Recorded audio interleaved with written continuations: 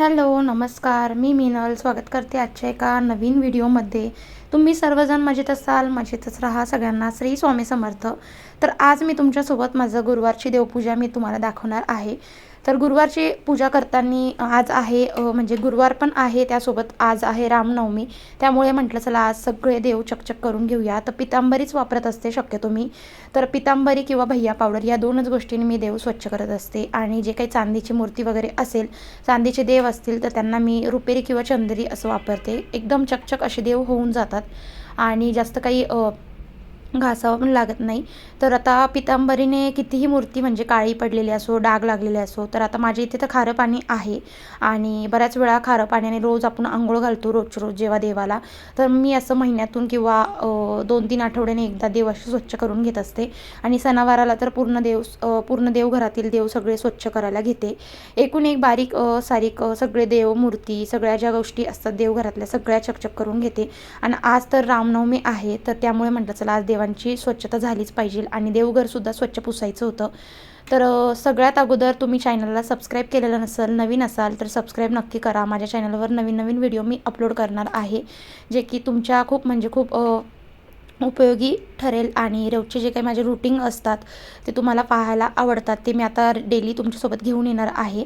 तर आता बोलता बोलता मी इथे चांदीचे आणि पितळाचे देव कसे स्वच्छ करते ती तुम्हाला एक एक दोन दोन मूर्ती क्लीन करून दाखवलीच आहे. आणि आता जवळपास माझे सगळे मूर्ती, सगळे देवघरातील वस्तू सगळ्या माझ्या अशा स्वच्छ करून झालेल्या होत्या. आणि त्याचबरोबर लगेच तांबे पितळाचे जे काही गडवे होते, तांब्याचं ताट होतं, ते सगळं असं स्वच्छ करून घेतलं. कारण मग त्यासोबत आपले बाकीचे वस्तूसुद्धा तांबे पितळाच्या क्लीन होऊन जातात. बऱ्याच वेळा टाईम भेटत नाही. अशा ज्या गोष्टी असतात तांब्या पितळाच्या, त्यांना जास्त वेळा चोळावं लागतं, घासावं लागतं. त्यामुळे मग असं देव स्वच्छ करतानाच मी करून घेत असते. त्यानंतर आता एकीकडे देवघर स्वच्छ करायचं होतं, त्यामुळे देवघरातील सगळ्या ज्या काही गोष्टी होत्या त्या सगळ्या बाजूला काढून घेतल्या. आणि मग देवघर सगळे एकदा पुसून घेणार होते. कारण देवारा जरी लाकडी असला तरी ओल्या कपड्याने आपण पुसू शकतो. नॉर्मल आपण ओलसर कपडा घ्यायचा आहे, त्यामुळे आपलं देवघरामध्ये जिथे जिथे जाळं म्हणा किंवा काही डाग लागलेले असतील तर सगळे क्लीन होऊन जातात. आणि आता इथे जर बघितलं तर सकाळची माझी सगळं घरातलं आवरून झालेलं होतं आणि आता शिवांशला फक्त जेव घालायचं होतं. त्या अगोदर म्हटलं चला छान अशी मस्त अशी देवपूजा झालीच पाहिजे. सकाळी 10 वाजता मी देवपूजेला लागली होती आणि 1 ते 1.5 तास जवळपास मला लागला पूजेसाठी. कारण आज देव पण स्वच्छ करायचे होते, परत रामनवमीची पूजा पण करायची होती. त्यामुळे मग आणि देवांना छान असं सजावटसुद्धा करायचं होतं, त्यांना वस्त्र घालायचे होते. तर जे काही वस्त्र मी हाताने बनवले, जे काही पोशाख किंवा जे काही फेटे वगैरे मी बनवले, ते सुद्धा तुम्हाला मागच्या व्हिडिओमध्ये शेअर केलेलं आहे. बघितलं नसेल तर नक्कीच जाऊन बघा. आणि व्हिडिओ आवडत असेल तर एक लाईक आणि कमेंट नक्कीच करा. तर आता देवघर पूर्ण म्हणजे इतकं खराब होत नाही, पण दरवाजा तिथेच असल्यामुळे बाल्कनीचा धूळ वगैरे येत असते. आणि देवघर स्वच्छ केलं त्यानंतर मग जर देवाचं वस्त्र जर लाल कलरचं वस्त्र मी अंथरून घेत असते. तर आता देवघरातील जे वस्त्र असतं ते म्हणजे ओलं करून घ्यायचं. ओलं केल्यामुळे ना देव अगदी व्यवस्थित बसतात आणि इकडे तिकडे मूर्ती हालत देखील नाही आणि व्यवस्थित पूजा आपण करू शकतो. तर आता इथे लाल कपडा मी देवघरात जो वस्त्र आहे छान ओलं करून अंथरून घेतलं देवघरामध्ये. त्यानंतर मग आता सगळ्यात पहिले ज्या मूर्त्यांना म्हणजे ज्या देवांना मी वस्त्र घालणार आहेत, तर त्यांचे छान असे वस्त्र मी म्हणजे यामध्ये बॉक्समध्ये तुम्हाला दिसत असेल भरपूर सारे वस्त्र आहेत. यातले बरेच साऱ्या वस्त्र मी घरीच बनवलेले आहे, जसे की कृष्णाची ड्रेस वस्त्र, त्यानंतर स्वामी समर्थांचा फेटा, त्यानंतर स्वामी समर्थांच्या शेला, हे सगळं मी घरीच बनवलेलं आहे. आणि मला खूप जास्त आवडतात अशा DIY किंवा काही गोष्टी बारीक सारीक ज्या असतात त्या करायला. आणि आता जर इथे बघितलं तर मी हा जो स्वामी समर्थांचा हा जो ड्रेस आहे, हे जे वस्त्र आहे हे मी विकत आणलेलं होतं आणि आज छान म्हटलं त्यांना घालूया. कारण माझ्याकडं असं वस्त्र शेला होतात पण वस्त्र असं नव्हतं. एकच वस्त्र आहे जे की मी रेडीमेड आणलेलं होतं, ते त्यांना घातलं. त्यानंतर मग गळ्यामध्ये छान अशी फुलांची माळ घातली आणि लगेचच त्यांना देवघरामध्ये स्थापन केलं. जिथे पायरीनुसार जी काही देवांची मांडणी आहे माझी रोजची, मी तसंच देव मांडून घेत असते. सगळ्यात अगोदर जर बोललं तर वरच्या पायरीवरती माझे स्वामी समर्थ महाराज, त्यानंतर बाजूलाच तुळजाभवानी माता, अन्नपूर्णा माता आणि सप्तशृंगी मातेचा फोटो असतो. त्यानंतर दुसऱ्या पायरीवरती विठ्ठल रुक्मिणी, त्यानंतर गाय वासरू, महादेवाची पिंड, गणपती, परत लक्ष्मीची मूर्ती अशा दुसऱ्या पायरीवरती स्थापन करत असते. त्यानंतर त्याच्या खालच्या पायरीवरती ज्या काही आपलं श्रीयंत्र आहे, स्वामी समर्थांचे फोटो आहे, त्यानंतर बाळकृष्ण, त्यानंतर शंख, कवड्या हे सगळं खालच्या पायरीवरती आणि त्याच्या सगळ्यात पुढच्या सगळ्यात पुढे आपलं कासव, हत्ती आणि आपलं देवाचं तामान असं ठेवत असते. तर आता इथे बघू शकता तुळजाभवानी मातेला सुद्धा छान असं वस्त्र घालून घेतलेलं होतं. हे वस्त्र माझं खूप जास्त फेवरेट आहे आणि देवीला सुद्धा खूप छान उठून दिसतं.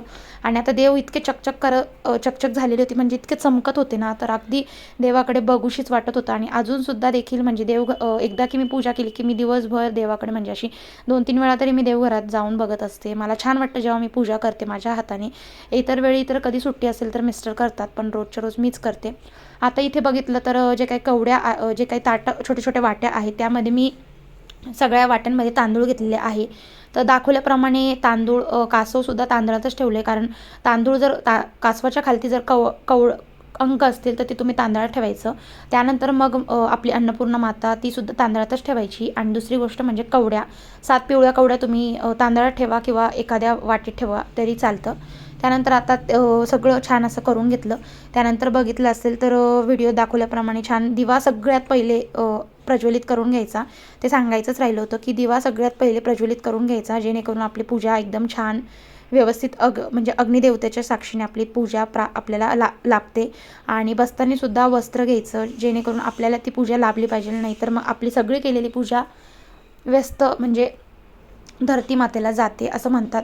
त्यामुळे मग वस्त्र आपल्याला आसन घेऊनच पूजा करायची आहे. त्यानंतर मग आता इथे बघितलं असेल तर व्हिडिओमध्ये मी सगळ्या देवांना अष्टगंध लावलेला आहे. अष्टगंध हा सगळ्या देवांना चालतो, पण तुम्ही जर पुरुष देवांना अष्टगंध आणि स्त्री देवतांना तुम्ही हळदी कुंकू लावू शकतात. आणि मी सगळ्या देवांना आज अष्टगंधच लावून घेतलेला आहे. आणि त्यानंतर मग आता रांगोळी काढून घेतली, छोटीशी पावलं आणि स्वस्तिक काढून घेतलं, जेणेकरून त्यावरती हळदी कुंकू वाहून घ्यायचं.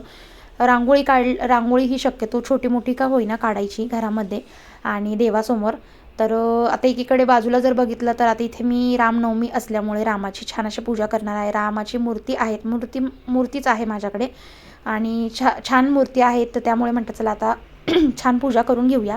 सगळ्यात आधी पाटावरती आसन ठेवलं लाल कलरचं. त्यानंतर जी काही फुलं होती व्हाईट कलरची त्यांची छान अशा पाकळ्या वगैरे मोकळ्या करून सजावट करून घेतली. तुमच्या पद्धतीने तुम्ही जशी हवी तशी पूजा करू शकतात. माझ्याकडे म्हणजे मला पूजा अगदी साधी सोपी करायची होती, त्यामुळे मी अशी सगळी फुलं वगैरे टाकून घेतली. त्यानंतर मग देवाची छान मूर्ती व्यवस्थित स्वच्छ पाण्याने धुवून स्वच्छ अभिषेक करून मग त्यानंतर अशी आपल्या पाटावरती ठेवली. त्यानंतर जी माळ दिसते गळ्यातली तीसुद्धा मीच घरीच बनवलेली आहे. आणि छान अष्टगंध लावून घेतला, फुलं वाहून घेतली आणि हळदी कुंकू वाहून घ्यायचं देवाला.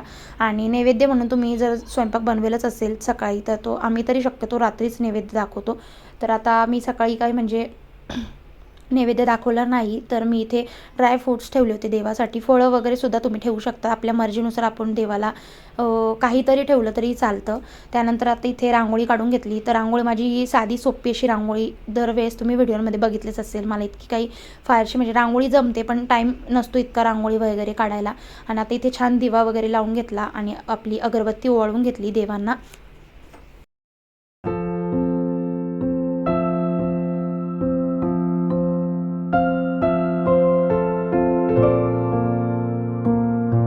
तर आता माझी देवपूजा करून झालेली होती आणि आता देवघरामध्ये फुलं वाहायची राहिलेली होती. तर छान असे माझ्याकडं जे कोणती फुलं असतात जसे की छोटे म्हणजे व्हाईट परत पिंक कलर, त्यानंतर जे काही कलर असतात ऑरेंज वगैरे पिवळे, ते सगळे मी कलर अशी इथे वाहून घेत असते देवाला. वेगवेगळे कलर मी वाहते. पूर्ण व्हाईट कलरची फुलं वाहायची नाही आहेत, त्यामध्ये थोडी मिक्सिंग तुम्ही करू शकतात.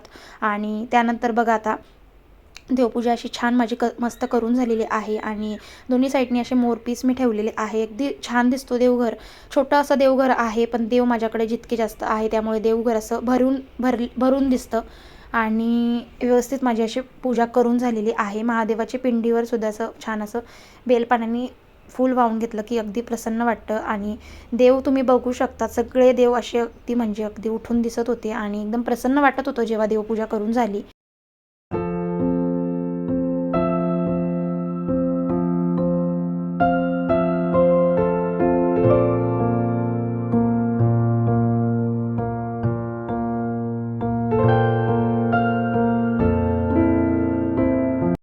त्यानंतर अगरबत्तीचं लावली, पण मग थोडंसं असं माझ्याकडे लोबान होतं, तर लोबानसुद्धा मस्त असं लावूया. लोबानचा वास खूप छान येतो घरामध्ये, पूर्ण घरामध्ये लोबानचा वास असा दरवळत होता. खूप छान प्रसन्न वाटत होतं आणि अशा पद्धतीने माझी आजची देवपूजा गुरुवारची झालेली आहे. तुम्हाला व्हिडिओ आवडले असेल तर इतरांना शेअर करा, लाईक करा, कमेंट करा आणि माझ्या चॅनलवर नवीन असेल तर सबस्क्राईब नक्की करा. बाजूला बेल आयकॉन आहे ते नक्कीच प्रेस करा, म्हणजे माझे व्हिडिओ तुम्हाला सगळ्यात अगोदर भेटतील. आणि आता आजची व्हिडिओ बघू शकता, तिथे दिव्यामध्ये ना छान असं फूल आलेलं आहे आणि खूप छान वाटत होतं दिव्यामध्ये.